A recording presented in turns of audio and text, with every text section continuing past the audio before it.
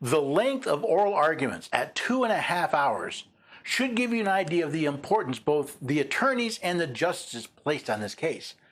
Because the amount of content covered during these arguments, this is going to be a long episode. We start with the questions brought to the court.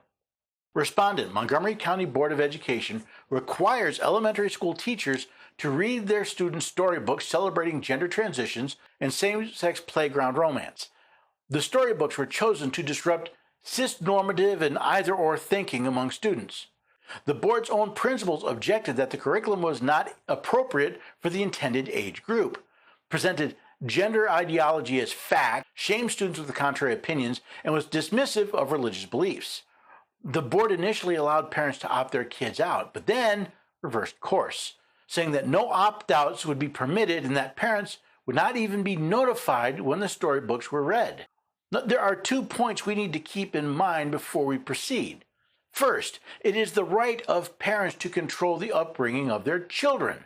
That includes both their academic and religious training. Second, while schools have some limited power in loco parentis or in place of the parents, when they are in school, that power does not supersede the parents' right to oversee the training of their children.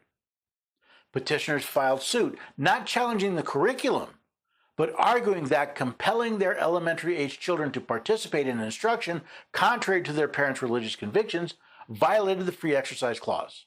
Notice, the parents are not trying to change the school curriculum, but only be allowed to exercise their right to determine what is appropriate for the religious education of their children. Now, personally, I would have used a different argument for several reasons, but I'll get into that later. Ultimately, the question before the court is, do public schools burden parents' religious exercise when they compel elementary school children to participate in instruction on gender and sexuality against their parents' religious convictions and without notice or opportunity to opt out?